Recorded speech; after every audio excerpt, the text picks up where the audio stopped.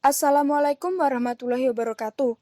Kami dari kelompok 6 yang beranggotakan Rizka Istiqlaliani Santoso, Garni Selvi, Arbiansyah, dan Tia Agustin. Di sini kami akan mempresentasikan tentang zakat dan wakaf sebagai pilar dalam sistem perekonomian nasional. Materi yang kita bahas kali ini antara lain adalah A. Kedudukan zakat dan wakaf dalam Islam, instrumen distribusi. B. Peran strategi zakat dan wakaf di masyarakat. C. Potensi zakat dan wakaf di Indonesia. D. Peran zakat dan wakaf dalam perekonomian.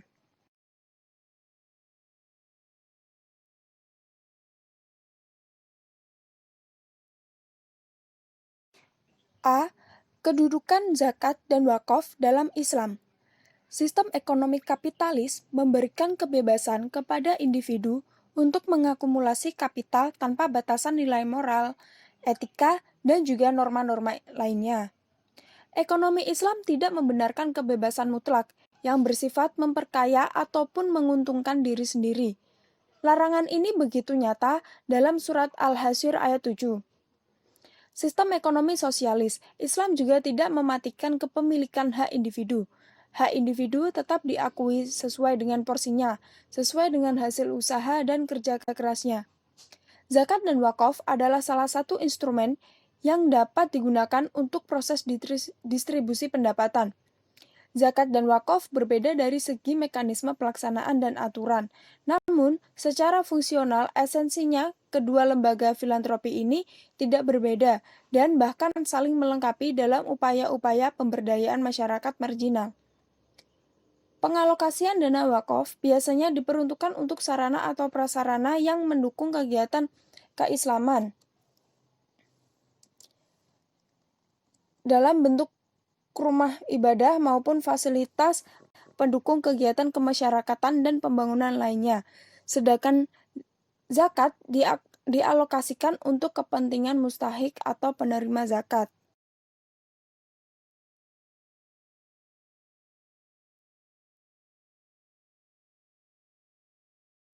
Materi selanjutnya yaitu B. Peran strategi zakat dan wakaf di masyarakat. Keberhasilan pengelolaan zakat dan wakaf telah dibuktikan pada masa pemerintahan Rasulullah SAW, Khulafaur Rasyidin, dan juga khilafah di zaman dinasti Islam lainnya. Dalam suatu riwayat disebutkan bahwa pada masa pemerintahan Umar bin Abdul Aziz tidak ditemukan lagi masyarakat yang layak untuk menerima zakat, karena semua telah mampu menjadi muzaki, sehingga zakat yang ada akan dibagikan kepada masyarakat di negara lain. Keberhasilan zakat tidak hanya terjadi pada masa keemasan dinasti Islam, namun juga dapat dibuktikan sampai dengan saat ini. Demikian juga halnya dengan wakaf. Wakaf berperan signifikan dalam menentukan maju atau mundurnya suatu komunitas masyarakat.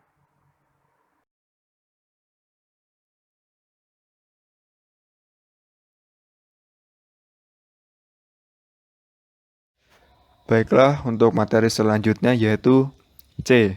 Potensi zakat dan wakaf di Indonesia. Hal yang pertama kali ditanyakan, bagaimana sih potensi zakat di Indonesia? Indonesia sendiri merupakan negara muslim terbesar. Idealnya tentu saja akan mampu mengumpulkan zakat dan wakaf dalam jumlah yang besar pula. Untuk melihat potensinya, perhitungan zakat sendiri memiliki besaran 2,5%. Dan aset masyarakat muslim dari total PDB sebesar 20%. Adapun hasilnya dapat dilihat pada tabel 1. Dengan mengonsumsikan jumlah muslim kelas menengah sebanyak 10 juta jiwa dengan rata-rata penghasilan 500.000 hingga 10 juta rupiah. Masing-masing kelompok muslim dengan pendapatan berbeda-beda ini diasumsikan menjadi pelanggan rutin sertifikat wakaf yang dapat dilihat pada tabel 2. Berdasarkan data potensi wakaf dan zakat, keduanya memiliki nilai dan besaran mengagumkan. Terlebih lagi dapat diwujudkan. Hal ini tentunya akan sangat bermanfaat bagi program-program pengentas kemiskinan di Indonesia. Untuk mencapai potensi ini, tentunya perlu kerja keras dan juga political will dari pemerintah. Dengan adanya political will serta peranan masyarakat, potensi ini akan lebih mudah untuk diwujudkan.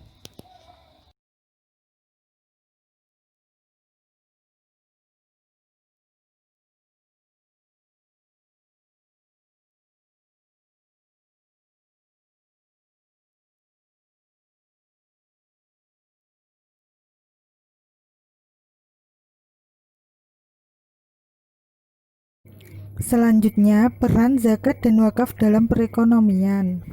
Efektivitas program ataupun pengalokasian dari pengelolaan dana dan wakaf dapat dinilai dari sejauh mana program-program yang dibuat oleh lembaga amil zakat atau LAS atau BAS bermanfaat bagi masyarakat.